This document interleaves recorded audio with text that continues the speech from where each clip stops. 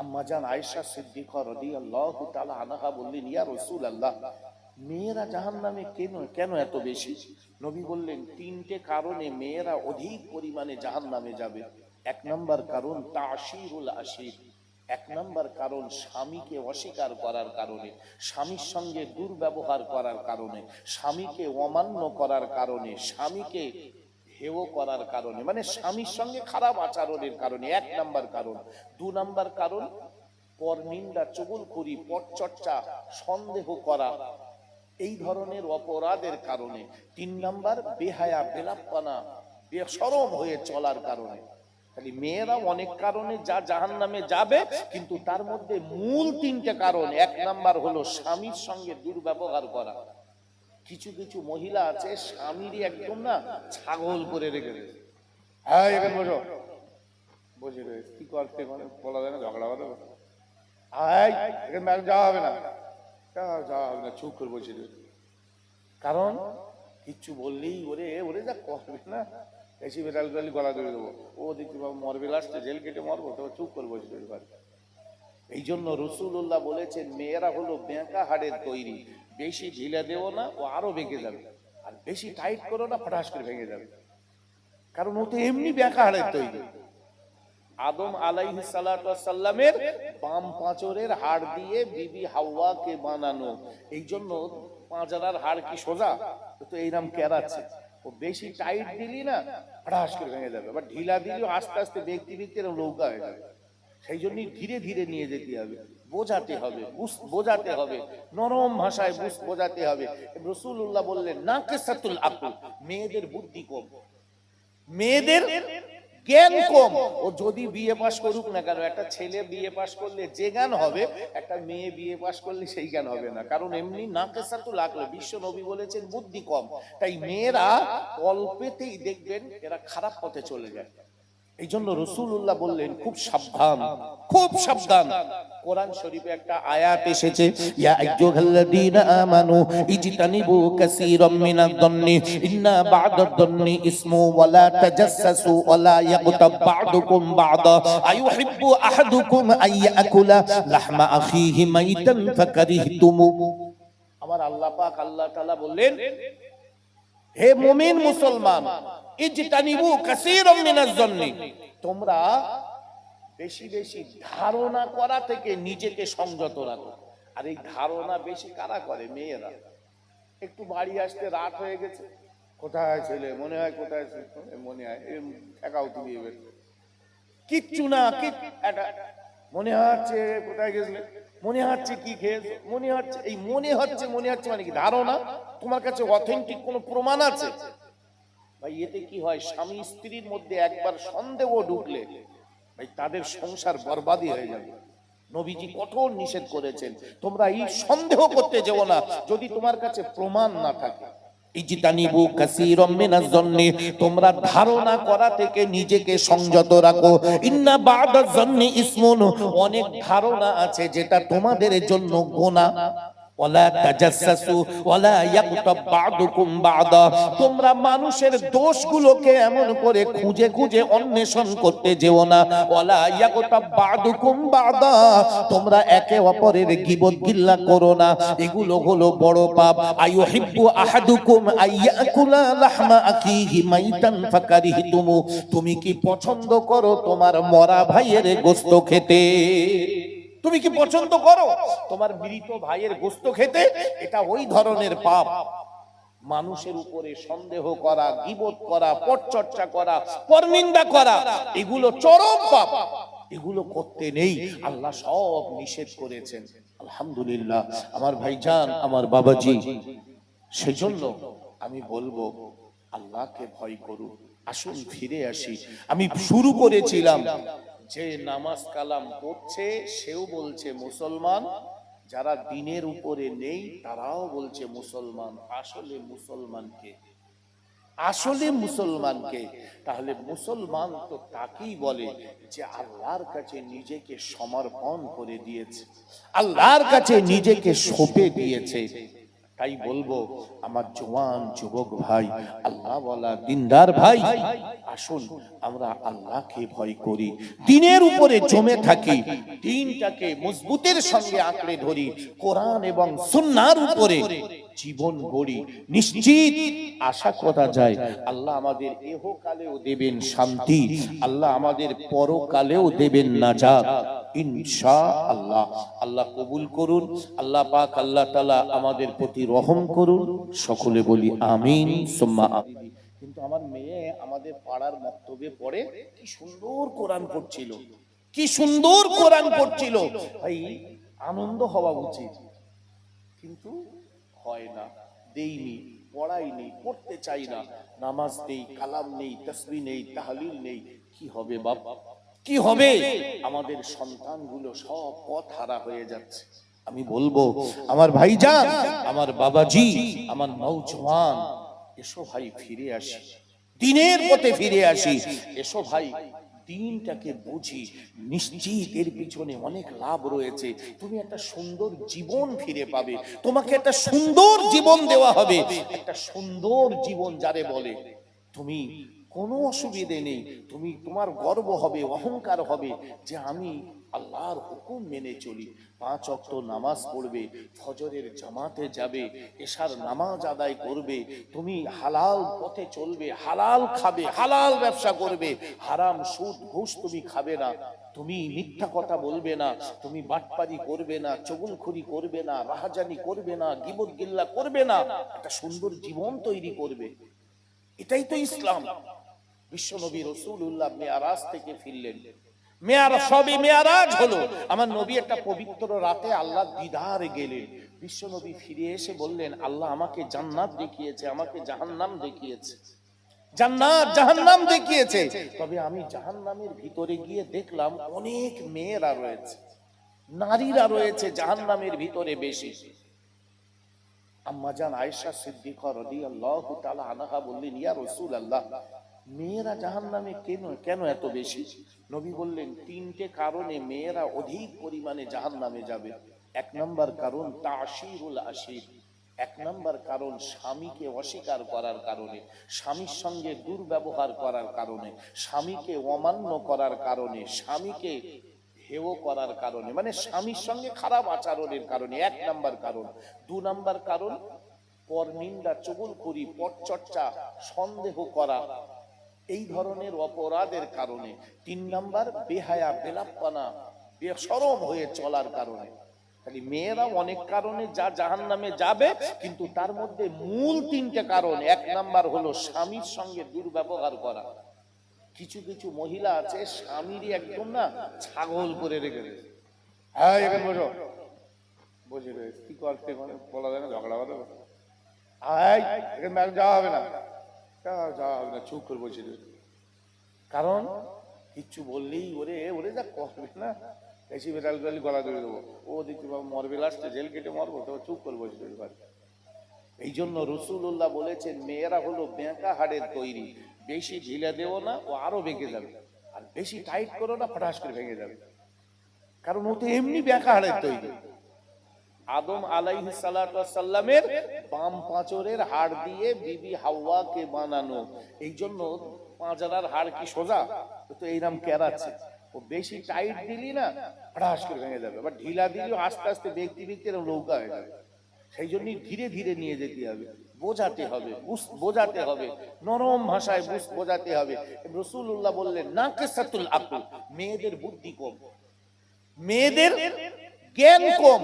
ও যদি BA pass করুক না কেন, একটা ছেলে বিএ পাস করলে যে জ্ঞান হবে, একটা মেয়ে বিএ পাস করলে সেই জ্ঞান হবে না, কারণ এমনি নাকিসাতুল আকল, বিশ্ব নবী বলেছেন বুদ্ধি কম। তাই মেয়েরা অল্পেতেই দেখবেন এরা খারাপ পথে চলে যায়। এই জন্য রাসূলুল্লাহ বললেন, খুব সাবধান, খুব সাবধান। কোরআন শরীফে একটা আয়াত এসেছে, ইয়া আইয়ুহাল্লাযীনা আমানু ইজতানিবু কাসীরাম মিনাদ দন্নি ইন্না বা'দাদ দন্নি ইসমু ওয়া লা তাজাসসু ওয়া লা ইয়াগতাব বা'দুকুম বা'দা আইয়ুহিব্বু আহাদুকুম আইয়াকুলা লাহমা আখিহি মাইতান ফাকারিহতুমু। আমার আল্লাহ পাক আল্লাহ তাআলা বললেন, হে মুমিন মুসলমান, ইজতানিবু কাসীরাম মিনাজ জন্নি, তোমরা বেশি বেশি ধারণা করা থেকে নিজেকে সংযত রাখো। আর এই ধারণা বেশি কারা করে? মেয়েরা। একটু বাড়ি আসতে রাত হয়ে গেছে, কোথায় ছেলে, মনে হয় কোথায় মনে হয় ঠেকাও তুমি এবার কিচ্ছু না, মনে হচ্ছে কোথায় গেছিলে, মনে হচ্ছে কি খেয়েছো, মনে হচ্ছে, এই মনে হচ্ছে মানে কি ধারণা? তোমার কাছে অথেন্টিক কোনো প্রমাণ আছে? ভাই এতে কি হয়, স্বামী স্ত্রীর মধ্যে একবার সন্দেহ ঢুকলে ভাই তাদের সংসার বরবাদি হয়ে যাবে। নবীজি কঠোর নিষেধ করেছেন, তোমরা এই সন্দেহ করতে যেও না যদি তোমার কাছে প্রমাণ না থাকে। ইজতানিবু কাসীরাম মিনাজ জন্নি, তোমরা ধারণা করা থেকে নিজেকে সংযত রাখো। ইন্না বা'দা জন্নি ইসমুন, অনেক ধারণা আছে যেটা তোমাদের জন্য গুনাহ। ওয়ালা তাজাসসু ওয়ালা ইয়াগতাব বা'দুকুম বা'দা, তোমরা মানুষের দোষগুলোকে এমন করে খুঁজে খুঁজে অন্বেষণ করতে যেও না। ওয়ালা ইয়াগতাব বা'দুকুম বা'দা, তোমরা একে অপরের গীবত গিল্লা করো না, এগুলো হলো বড় পাপ। আইয়ুহিব্বু আহাদুকুম আইয়াকুলা লাহমা আখিহি মাইতান ফাকারিহতুমু, তুমি কি পছন্দ করো তোমার মরা ভাইয়ের গোশত খেতে? তুমি কি পছন্দ করো তোমার মৃত ভাইয়ের গোশত খেতে? এটা ওই ধরনের পাপ। মানুষের উপরে সন্দেহ করা, গীবত করা, পরচর্চা করা, পরনিন্দা করা, এগুলো চরম পাপ। এগুলো করতে নেই, আল্লাহ সব নিষেধ করেছেন। আলহামদুলিল্লাহ আমার ভাইজান, আমার বাবাজি, সেজন্য আমি বলবো আল্লাহকে ভয় করুন। আসুন ফিরে আসি। আমি শুরু করেছিলাম যে নামাজ কালাম পড়ছে সেও বলছে মুসলমান, যারা দিনের উপরে নেই তারাও বলছে মুসলমান। আসলে মুসলমানকে, আসলে মুসলমানকে, তাহলে মুসলমান তো তাকেই বলে যে আল্লাহর কাছে নিজেকে সমর্পণ করে দিয়েছে, আল্লাহর কাছে নিজেকে সঁপে দিয়েছে। তাই বলবো আমার জওয়ান যুবক ভাই, আল্লাহ ওয়ালা দিনদার ভাই, আসুন আমরা আল্লাহকে ভয় করি, দিনের উপরে জমে থাকি, দিনটাকে মজবুতের সঙ্গে আঁকড়ে ধরি, কোরআন এবং সুন্নাহর উপরে জীবন গড়ি। নিশ্চিত আশা করা যায় আল্লাহ আমাদের ইহকালেও দেবেন শান্তি, আল্লাহ আমাদের পরকালেও দেবেন নাজাত ইনশাআল্লাহ। আল্লাহ কবুল করুন। আল্লাহ পাক আল্লাহ তাআলা আমাদের প্রতি রহম করুন। সকলে বলি আমিন সুম্মা আমিন। আখিরি দাওয়ানা আনিল হামদুলিল্লাহি রাব্বিল আলামিন। আর লম্বা চওড়া নয়, 12টা বেজে গেছে।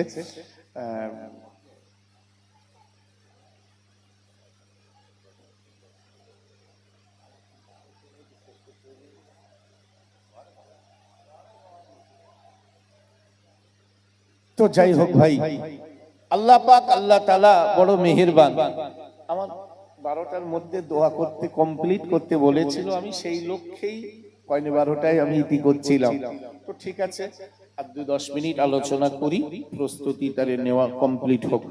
তো যে কথা বলছিলাম ভাই, হুজুর সাল্লাল্লাহু আলাইহি ওয়াসাল্লাম তিনি তার জীবনে কম মেহনত করিনি, প্রচুর মেহনত করতে হয়েছে, তবে তো এই দিন আমাদের ঘর পর্যন্ত এসেছে। হুজুর সাল্লাল্লাহু আলাইহি ওয়াসাল্লাম যখন মক্কি জিন্দেগিতে দাওয়াতের কাজ করতে করতে আল্লাহ নবী সাল্লাল্লাহু আলাইহি ওয়াসাল্লামের উপরে অকথ্য অত্যাচার হলো, মানে নানান রকম ভাবে রাসূলুল্লাহকে হেনস্থার শিকার করতে শুরু করলো। রাসূলুল্লাহ নির্যাতিত হলেন, নিপীড়িত হতে লাগলেন। এমনকি ওরা রাসূল পাক সাল্লাল্লাহু আলাইহি ওয়াসাল্লামকে শেষ পর্যন্ত কি বলতে লাগলো? জাদুকর বলতে লাগলো। আমার নবীর কাছে একদিন এসে আবু জেহেল বলছে, মুহাম্মদ সাল্লাল্লাহু আলাইহি সাল্লাম, যে তুমি তো বলছো আমি নবী, তোমার মেনে নেব নবী বলে, তুমি আকাশের চাঁদটাকে দুটো ভাগ করতে পারবে? আল্লাহ নবী বললেন, চাচা এটা কি কোনো কথা হলো? আকাশের চাঁদ ভাগ করলেই আমি নবী, তা না হলে নবী না? বলছে না, দেখি তুমি কিরকম পারো। তবে তা যদি না হয়, তুমিও যা আমিও তাই, কেন তোমাকে নবী বলতে যাও? তো আল্লাহ নবী বললেন, ঠিক আছে তাই যদি বলো তা চলো চলো দেখি। আল্লাহ নবী রাসূলুল্লাহর বাড়ির সামনেই একটা পাহাড়, আবু কুবাইস পাহাড়। এই আবু কুবাইস পাহাড়ে বিশ্ব নবী উঠলেন তাদের সঙ্গীদের নিয়ে। রাসূলুল্লাহ বিসমিল্লাহির রহমানির রহিম বলে আল্লাহ উপরে তাওয়াক্কুল করে আল্লাহ নবী চাঁদের দিকে চেয়ে বললেন, ওগো চাঁদ, তোমার সৃষ্টিকর্তাও আল্লাহ, আমার সৃষ্টিকর্তাও আল্লাহ। তোমাকেও সৃষ্টি করেছে আল্লাহ, আমাকেও সৃষ্টি করেছে আল্লাহ। যদি সত্যি আল্লাহ আমাকে নবুয়াত দিয়ে, পয়গম্বরি দিয়ে, রিসালাত দিয়ে পাঠায়, আর আমি যদি নবী হই, তাহলে ওই আল্লাহর কসম দিয়ে বলছি, তুমি আল্লাহর হুকুমে দুটো ভাগ হয়ে যাও। এই জন্য রাসূল পাক সাল্লাল্লাহু আলাইহি সাল্লাম এই বলে ওই চাঁদের মাঝখান দিয়ে আঙ্গুল দিয়ে ইশারা করলেন, কেটে দিলেন, কুদরতি নিজাম, সঙ্গে সঙ্গে চাঁদ দুটো ফালি হয়ে গেল। সুবহানাল্লাহি বিহামদিহি। সঙ্গে সঙ্গে আবু জেহেল এসে বলছে, ওরে বাবা, তুমি তো সাংঘাতিক জাদুকর, তুমি তো সাংঘাতিক জাদুকর। তো বলছে, চাচা তুমি এতক্ষণ বললে কিরকম পারো দেখে, এরকম হচ্ছে জাদুকর। বলছে, এটা কি সম্ভব নাকি জাদু না হলে? তো আল্লাহ নবী সাল্লাল্লাহু আলাইহি ওয়াসাল্লাম আরেকদিন ঘরের মধ্যে বসে বসে নবীজি কোরআন পড়ছেন। নবী সাল্লাল্লাহু আলাইহি সাল্লাম ঘরের মধ্যে বসে বসে কোরআন পড়ছে। তো সব বেঈমানেরা দল বেঁধে আল্লাহ নবীর ঘরের পাঁচিল দেওয়ালের বাইরে গিয়ে ওরা শুনছে, ওরা বসে বসে শুনছে আর বলছে, ওরে বাবা, এই দেখো কি সুন্দর পড়ছে, দেখেছো? মানে সবাই নিষেধ করেছে, ভাই এটা তো বেঈমানদের কাজ। গ্রামে গ্রামে ঝগড়া বাঁধিয়ে কলকাতার হোটেলে বসে এক সিগারেট দুজন মিলে খায়, আর ঝগড়া তোরা বাঁধা, এইগুলো তো বেঈমানদেরই কাজ। তো আবু জেহেল, আবু লাহাব, আবু সুফিয়ান, উতবা, উতাইবা, শাইবা, ইকরামা, মুগীরা, কাব বিন আশরাফ, উবাই ইবনে সুলুল, এরা সব আমার নবীর নাম করা দুশমন। এরা কি করছে? আমার নবী সাল্লাল্লাহু আলাইহি সাল্লাম ঘরের মধ্যে বসে বসে কোরআন পড়ছেন। কোরআনটা কি ছিল? বিসমিল্লাহির রহমানির রহিম।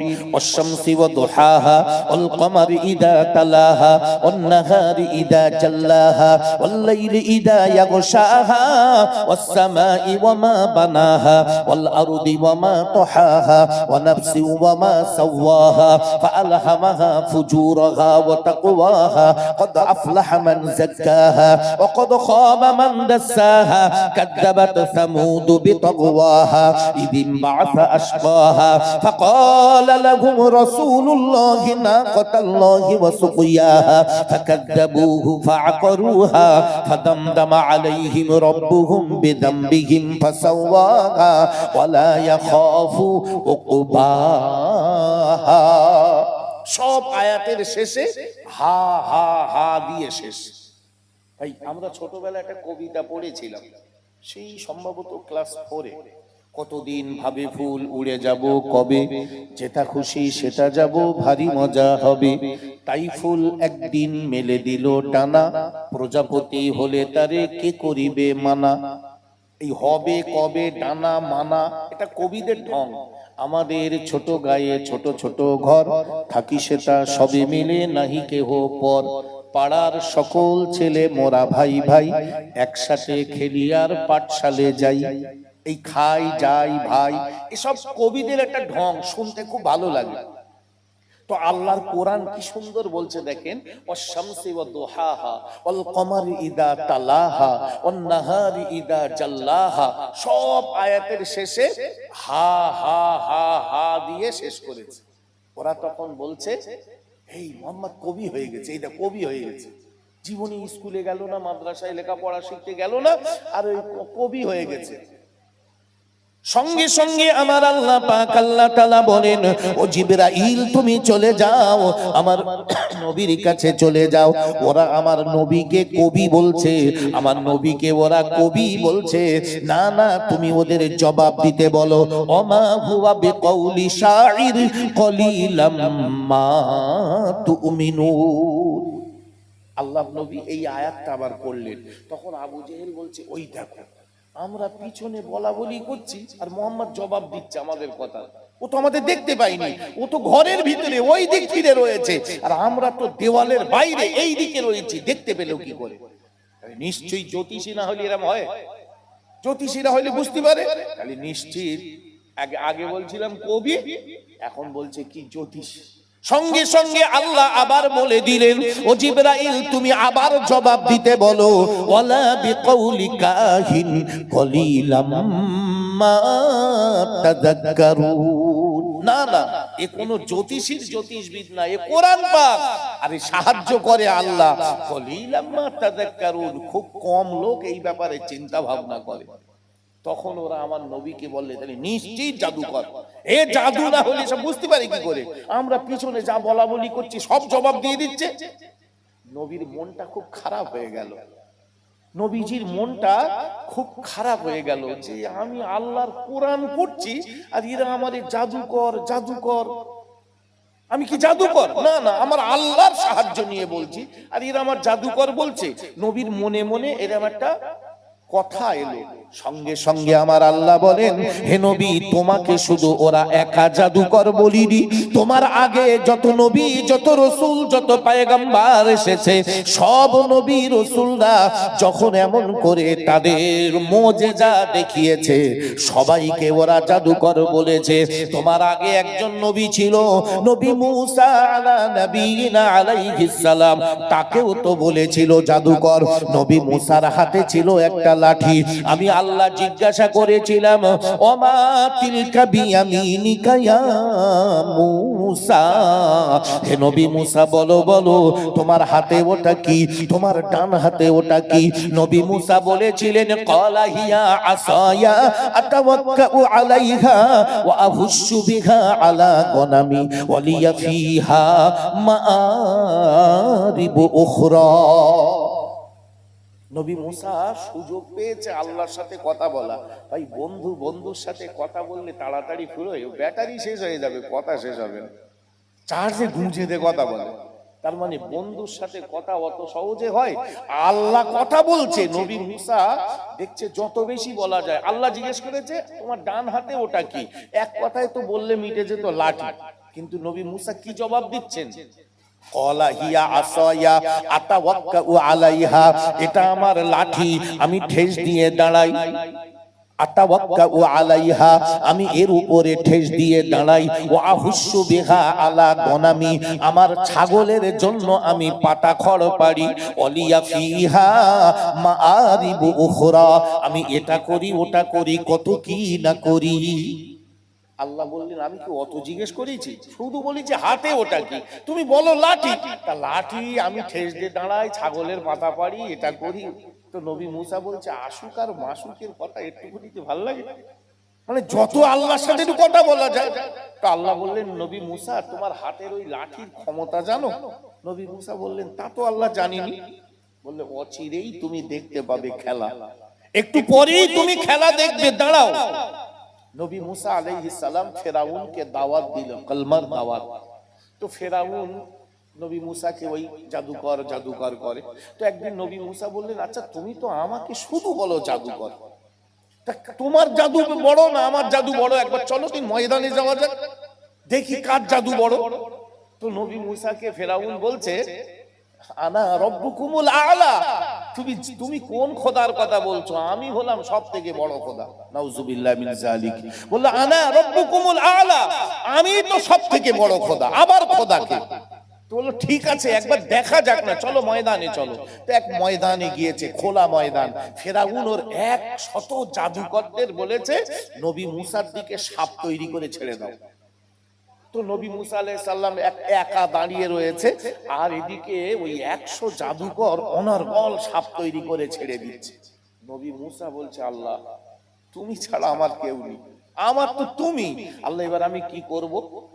ওই অতরা সাপ আমার দিকে আসছে, আমি এবার কি করব? আমার আল্লাহ জবাব দিলেন, কোরআনটা বলছে ক্বালা আলকিহা ইয়া মুসা, হে নবী মুসা তোমার হাতের লাঠিটা তুমি ফেলে দাও। ক্বালা আলকিহা ইয়া মুসা ফাআলকাহা ফাইদা হিয়া হাইয়াতুন তাসআ। নবী মুসার হাতের লাঠিটা আল্লাহ বললেন ফেলে দাও, আর নবী মুসা যেই ফেলে দিয়েছে বিরাট একটা সাপ তৈরি হয়েছে। ইয়া হাইয়াতুন তাসা, হাইয়াতুন তাসা কিতাবে এসেছে আজদাহা সাপ, মানে বিরাট সাপ।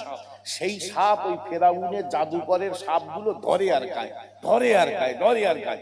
একদম ময়দান ফাঁকা, লাস্টে জাদুঘর গুলের তাড়া করেছে, ওরা তো পগার পার। বলছে মাথা খারাপ, এখন অত বড় সাপ, মানে সব সাপ খেয়েছে, তাহলে সেই সাপের অবস্থাটা কিরকম? তো সেই সাপ এইবারে ঘুরে নবী মুসার দিকে আসছে। নবী মুসা তো মানুষ, নবী মুসা তখন কাঁপছে, বলে আল্লাহ এবার আমার দিকে আসছিস তো, আমার দিকে আসছে তো।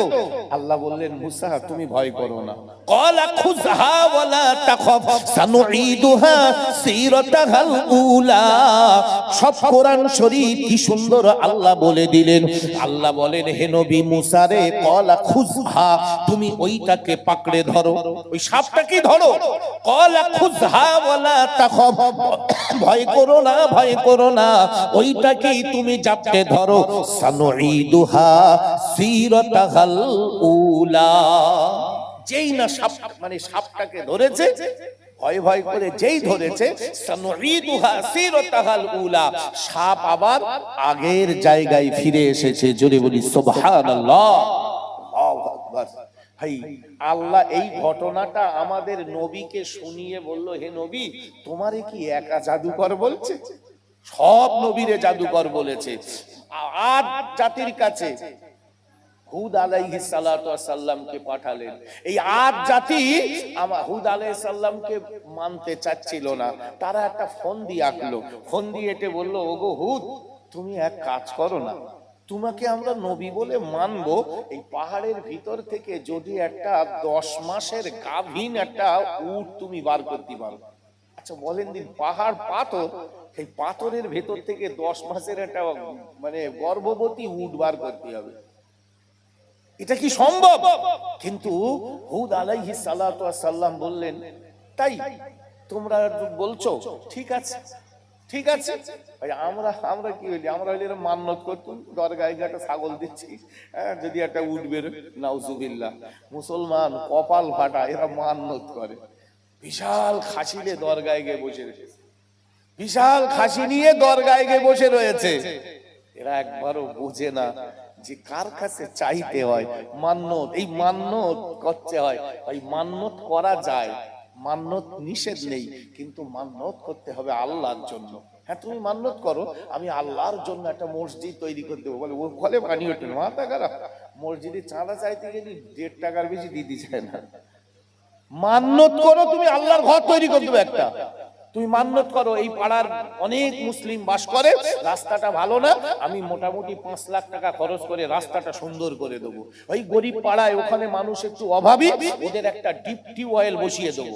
করো, এরকম কাজ করো না। তা না করে একটা খাসিলে একটা বড় কালো মোরগলে মাজারে যাচ্ছে, কপাল ফাটা মুসলমান, এর কপাল ফেটেছে।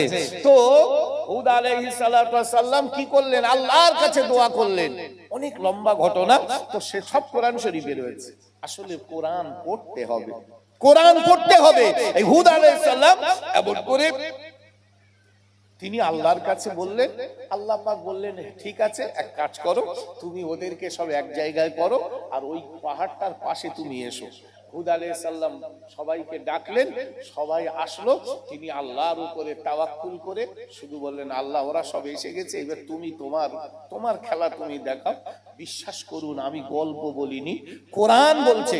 যদি আবার অন্য কোনো দিন আসি, আমি কোরআনের আয়াত ধরে ধরে কোথায় রয়েছে কি কি বলেছে আল্লাহ আপনাদের শোনাবো। কোরআন বলছে ওই পাহাড় থেকে একটা গর্ভবতী উট বেরিয়ে আসলো, যার 10 মাস পেটে বাচ্চা। ওরা বলল কি সর্বনাশ, এই তো জাদুকর, এই জাদু না হলি হয়, পাহাড়ের ভিতর থেকে আর উঠ বেরোয়। আর আল্লাহ বললেন সব শক্তির শক্তিবান, ইন্নাল্লাহা আলা কুল্লি শাইইন কাদির, আমি আল্লাহ সব পারি, তোরা শুধু দেখবি, তোরা শুধু দেখবি একবার আমি আল্লাহ কি না পারি। তো সেই উট বেরিয়ে আসলো, তবে আল্লাহ বলে দিলেন খবরদার, এটা হলো স্পেশাল উট, এর সঙ্গে যেন খারাপ ব্যবহার করবে না, একে মারবে না, এর ধরে খাবে না, কারণ এর সাথে খারাপ ব্যবহার করলে তোমাদের উপরে কিন্তু আবার বিরাট গজব এসে যাবে, বিরাট আল্লাহর আযাব এসে যাবে। ওরা একটু ভয় করলো বটে, কিন্তু ওই ওদের একটা কুয়া ছিল, সেই কুয়াতে পানি, সবাই পানি খেত। ওই উট একদিন পানি খেলে এত পানি খেত, ওই কুয়ার পানি শুকিয়ে যেত। ওরা এইবার একটা সুযোগ পেয়ে বলল, হুট এসব হবে না, তোমার ওই আল্লাহর উট সব পানি খেয়ে নিচ্ছে, আমরা কি খাবো? আল্লাহ বললেন, এক কাজ করো, একদিন উট পানি খাবে আর একদিন তোমার এই কওমের মানুষেরা, এই 8 জাতির মানুষেরা পানি খাবে। আর যেদিন উট পানি খাবে সেই দিনে তোমরা পানি খাবে না, ওই উটের দুধ দেবে, ওই দুধ তোমরা সবাই খাবে। ওই উট এত দুধ দিতে লাগলো, সব গ্রামের মানুষ খেয়েও শেষ করতে পারলো না। যদি বলি সুবহানাল্লাহ। সব কোরআন। আসলে আল্লাহ এই ঘটনাগুলো বলে বোঝাচ্ছেন আমার নবীকে, হে নবী, ওরা তোমারে শুধু জাদুকর বলিনি, তোমার আগে যত নবী যত রাসূল এসেছে সবাইকে বলেছে জাদুকর। নবী ঈসার হাতে ছিল আংটি, জাদুকর বলিনি। নবী ইব্রাহিম আলাইহিস সালাতু ওয়াস সালামকে আগুনে ফেলে দিল, আগুনে ফেলে দেওয়ার পরে আল্লাহ বললেন, ইয়া নারু কুনি বারদাও ওয়া সালামান আলা ইব্রাহিম। নবী ইব্রাহিম বেরিয়ে এলো, ওরা বলল, এটা কি সম্ভব? এটা কি করে সম্ভব? দেখো আগুনে পড়ে গেল, লকলক করে জ্বলছে, আর সেই আগুন থেকে বেরিয়ে এলো। আসলে আল্লাহ তো আগুনের বলেছে বারদাও ওয়া সালামান, এমন ঠান্ডা হবি যেন সালাম মানে শান্তিদায়ক ঠান্ডা। ভাই ফ্রিজের ঠান্ডা পানি গরমকালে ভালো লাগে, তাই বলে বরফ হয়ে গেলে ভালো লাগে? তখন তো আরো গলা টলা জ্বালা করে। তাই ঠান্ডা কিন্তু আরামদায়ক ঠান্ডা। বারদুন মানে ঠান্ডা, সালামান মানে শান্তিদায়ক ঠান্ডা। বারদাও ওয়া সালামান আলা ইব্রাহিম, এমন ঠান্ডা হবি যেন আমার ইব্রাহিম শান্তি পায়। আল্লাহু আকবার। যত নবী এসেছে, দাউদ আলাইহিস সালামের হাতে আল্লাহ এমন শক্তি দিয়েছিলেন, উনি এই লোহাগুলো ধরে এইরকম করে ঘুরিয়ে ঘুরিয়ে ডিজাইন করতেন। ভাই এটা কি সম্ভব? আমাদের এই লোহার ডিজাইন করে এরা হাতুড়ি মেরে আগুন দিয়ে, তারপরে নরম করে হাতুড়ি মেরে। আর নবী দাউদ কি করতেন? এরম করে লোহা দিয়ে ফুল তৈরি করতেন, লোহা দিয়ে ফুল তৈরি করতো। আল্লাহ তার হাতে এত মুজিজা দিয়েছে। তো আমাদের নবীকে আল্লাহ সান্ত্বনা দিয়ে বললেন, হে নবী, তুমি মন খারাপ করো না। ওই আবু জেহেল, আবু লাহাব, আবু সুফিয়ান বেঈমানেরা তোমারে জাদুকর বলছে, ঠিক আছে, তুমি মনে রাখো তোমার আগেও যত নবী এসেছে সব নবীকে বলেছে জাদুকর। অর্থাৎ তোমাকে তো বলবেই, তুমি ওদের কথায় মন খারাপ করো না, বরং তুমি তোমার কাজে এগিয়ে যাও। তাই আপনি দ্বীনের পথে থাকলে কিছু মানুষ আপনাকে খারাপ বলবে, আপনি দ্বীনের কাজ করবেন, আপনি দ্বীনি মেহনত করবেন, দ্বীনে জমে থাকবেন, কিছু মানুষ আপনার পিছনে লাগবে, কিন্তু আপনি তাই বলে কি দ্বীন ছেড়ে দেবেন? আপনি তাই বলে দ্বীন থেকে সরে আসবেন না? এটা দ্বীনদারিতার পরিচয় নয়। বরং কুকুরের কাজ কুকুর করেছে, কামড় মেরেছে পায়, তাই বলে কি কুকুর হয়ে মানুষের কুকুরের পায়ে কামড়ানো শোভা পায়? কখনো তা নয়। কুকুরের কাজ কুকুর করেছে, কামড় মেরেছে পায়। আরে যারা নিন্দুক তারা তো পরচর্চা পরনিন্দা আপনাকে করবেই, তাই বলে কি আপনিও করবেন না? আপনি আপনার গতিতে দ্বীনি কাজ করুন, দ্বীনের মেহনত করুন, দ্বীনের পথে থাকুন, দ্বীনে জমে থাকুন। আপনি আপনার সন্তান, আপনার আপনজনদেরকে দ্বীনি দাওয়াতের কাজে আসুন। নিশ্চিত আল্লাহ ইহকালেও দেবেন শান্তি আর পরকালেও দেবেন নাজাত। আল্লাহ আমাদের কবুল করুন, সকলে বলি আমিন। একটু দরুদ শরীফ, আল্লাহুম্মা সাল্লি আলা।